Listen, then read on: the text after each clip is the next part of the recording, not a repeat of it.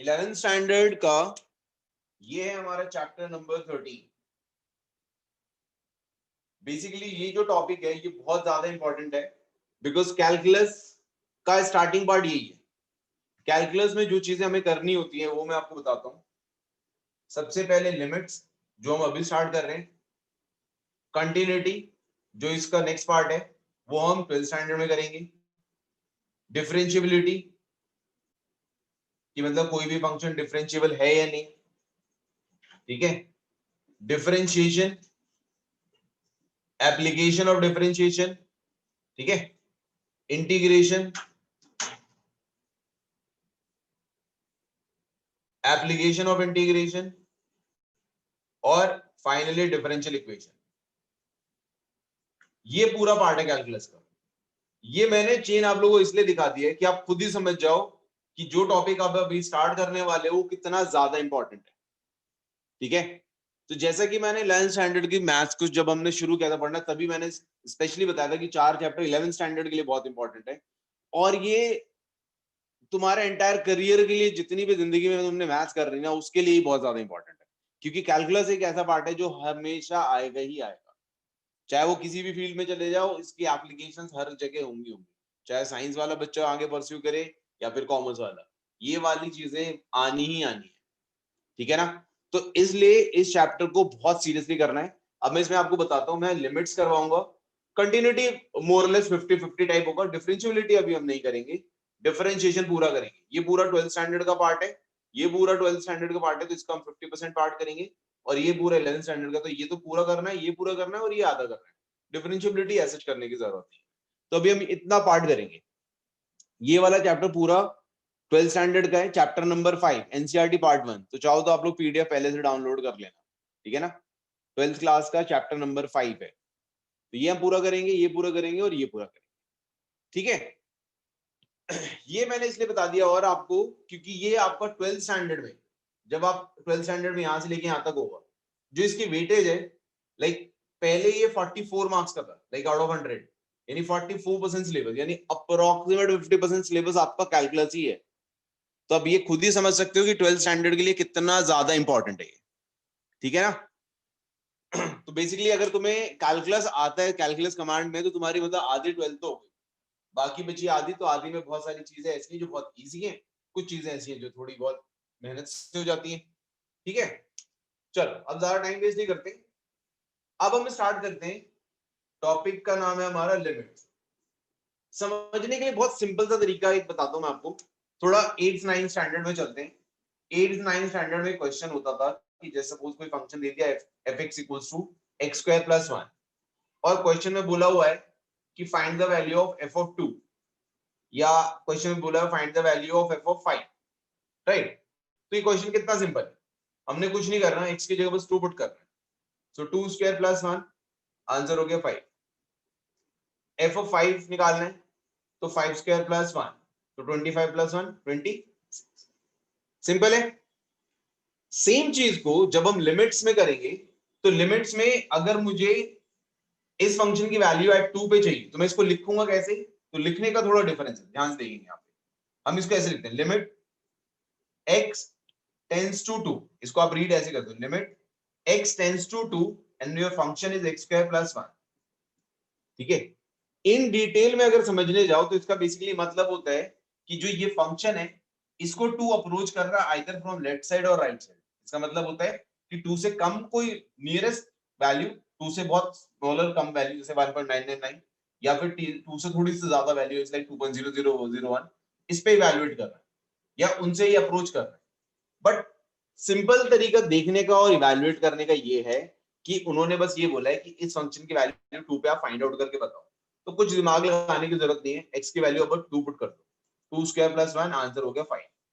That's it, limit evaluate, ठीक है।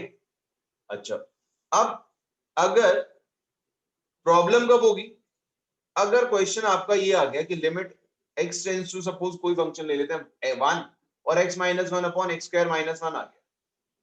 Problem यहां पे क्या है कि अगर मैं 1 पुट कर दूं तो क्या बनेगा, 0/0 बनेगा। आपको बस इसी चीज का ध्यान रखना है कि ये फॉर्म नहीं बनना चाहिए, कि जब आप लिमिट अप्लाई करो तो डिनोमिनेटर में 0 एटलीस्ट नहीं आना चाहिए, और you can say numerator denominator 0 0 नहीं होना चाहिए। अब अगर यहाँ पे 0 0 बन रहा है तो मैं क्या करूंगा कि जिससे ये 0 0 फॉर्म ना बने?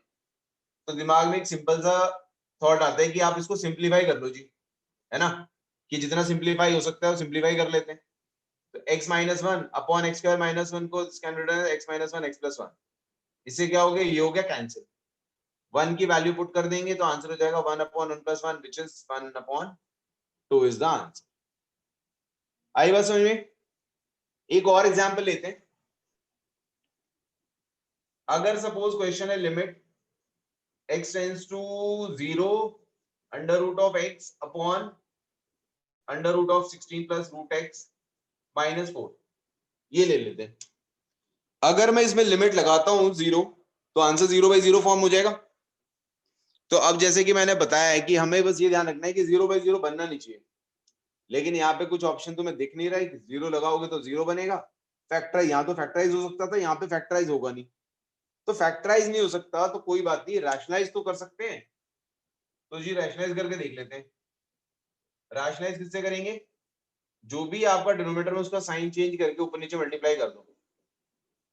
Under root 16 plus root x plus 4 upon under root 16 plus root x minus 4 multiply by under root of 16 plus root x plus 4।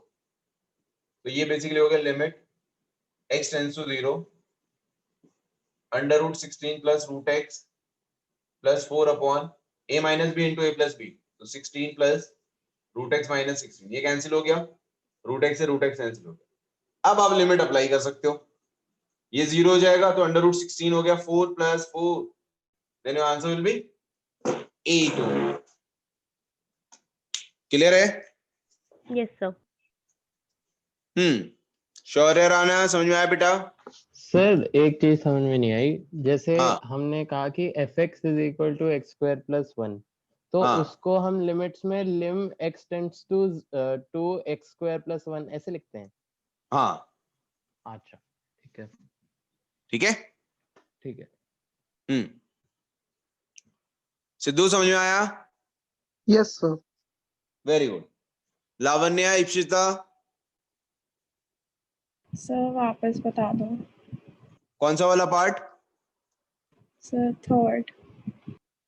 Example third. देखो आप एक बात बस बेसिक चीज समझ के रखो, ठीक है, क्योंकि इसी के बेसिस पे आप पूरी एक्सरसाइज सॉल्व करोगे। आपको बस ये ध्यान रखना है कि 0 बाई 0 नहीं बनना चाहिए।